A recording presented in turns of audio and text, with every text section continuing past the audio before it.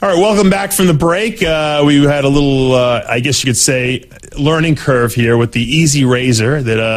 And Jimmy's having some trouble figuring out how to use it exactly. And so I brought on the panel someone who's going to be able to decipher what's going on all the way from Germany, Chris Clark of synthol fame. Welcome back to the studio. Thanks, Dave, for being here. And first I want to thank you for counting me out of the really important people of the show.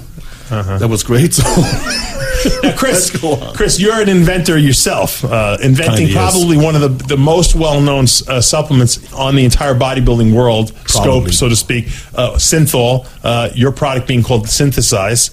Your new product, which is out, Synthesize, I don't know if you're calling it Synthesize 2. It's going to be the same name, just same name. Do other labels. The new Synthesize that I've been at least selling on my website, which a lot of people, I can't say who these people are, but a lot of people are saying it's phenomenal. And you know what, it actually, I think it's more like the original one was. Yes, exactly. More so than the new synthol goes. That's what we were shooting for with the new patch. Magnus, you want to put some? Magnus, hold it. Can you put Magnus? Wait.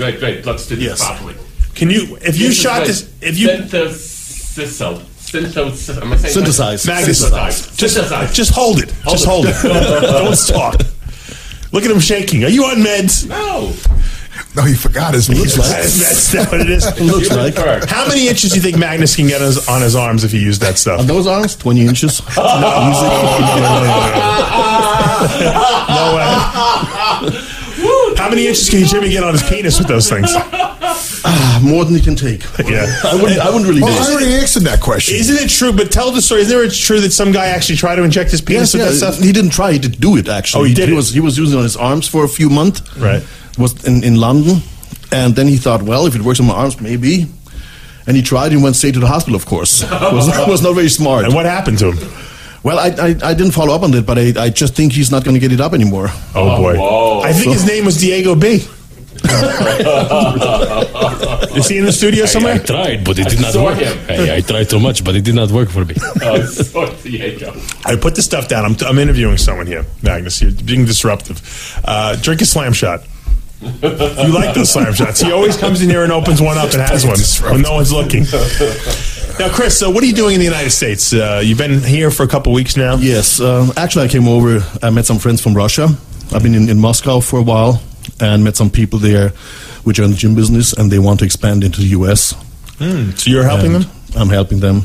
Well, you have that kind of crossover potential because, you kind of know a lot of people here. You speak very well, and I guess they're using you as a liaison. Right. What's the name of the gyms? It's Fitness Empire. Fitness Empire, okay, and they're Russians. They're Russians, now, straight from Moscow. And as I found out, all the Russians over here know each other, and they know all the Russians in Russia, obviously, and they all stick together somehow. Yeah, well, tonight we usually have a theme night for the show, and I was trying to think of what the theme night would be, and it seems to be German night, because you're from Germany. Lisa, who's going to be coming on the set a little later from Village Streetwear, is German. Great. And the Easy Razor was made in the United States, but it was made by a German guy. He invented it. So and that's why I'm German. So you're a German too. I'm a third German. Who are you related to? My mother's side is Germany. My father. What's their last name? The Schafrith. That's the German side. Were they the Germans that were throwing the Jews in the oven, or were they in the oven? Oh no, they were on the French border, Saarbrücken, which is a city on right. They were founding Brook Brothers. Yeah, they were. Dave, I don't know why I'm talking so low like this, but I'm very yes. I can't hear a word he's fucking saying. He's not into a microphone. So you got to talk into the microphone. You know that. Sorry. And try to speak like the normal Magnus and not this debonair. I'm a third German and English and Irish. Which third? He's a third generation German, I think he meant. Yeah, they're from Germany. Their last name is Diaz. Now, Chris, let me see this. Jimmy, give me that bottle over there for a second. How long has this been on the market now? About 15 years? About 15 years, yeah. And, there was a lot of controversy when people first started using this because I know Jimmy the Bull didn't like this stuff. He would always be accused of using it. And I know you never used this stuff, right? No, I never. I wouldn't even know how to use it. Right. Because a lot of people were suspicious of your arms years ago. Yes, they thought I was injecting oil in it. Mm-hmm. Yeah, but that wasn't true. That was never true? No. You had a legitimate 21-inch arm, I think, right? They were 22. Oh, they were 22? Yeah. And what are they nowadays?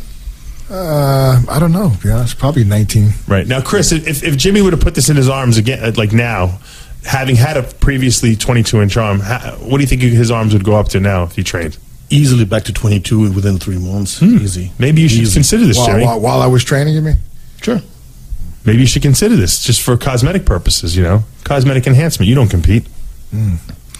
How does it work? I don't even know how we inject it right into the bicep. It's like you take a regular, steroid shot. Right. But you inject it with a 1.5. What kind of syringe do you use? 1.5 inch? 25 gauge, 1.5. Oh, you do use 1.5. You can use a small. Yeah, but you can use a smaller. Depends on how big your arms are. If you have a 24-inch arm, of course, you need a longer needle. Right, yeah.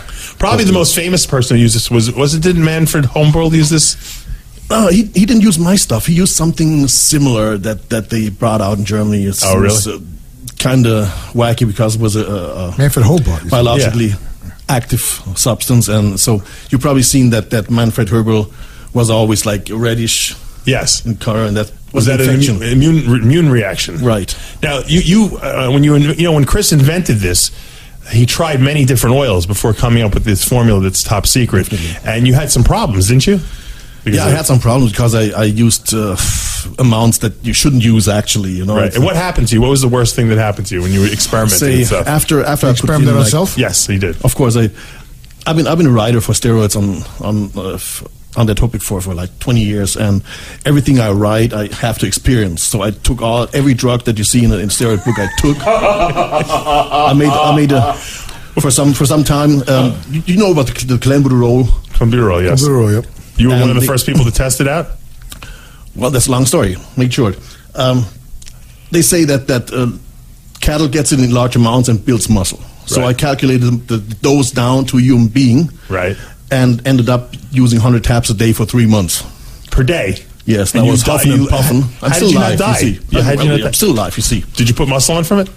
I can't really tell. Wait, Dave, Chris, how many milligrams are we talking about? Like if you took that many pills? It was micrograms, first of all. Micrograms, whatever. But if he's taking 100... Right. 200 micrograms. So 200 micrograms times 10? No, they were 20 microgram pills times 100. Times 100. So that's 2,000 micrograms. So basically 2 milligrams. 2 grams a day. That's 2 grams. 2 grams? Right? I didn't actually. I expected to put on real beef, but as you see, nothing left. So milligrams. Yeah. Milligrams. Milligrams. Sorry, it's 2 grams. 2 milligrams. If he survived that, we need Joel here to do the calculations. Because they'd be much more accurate, Dave.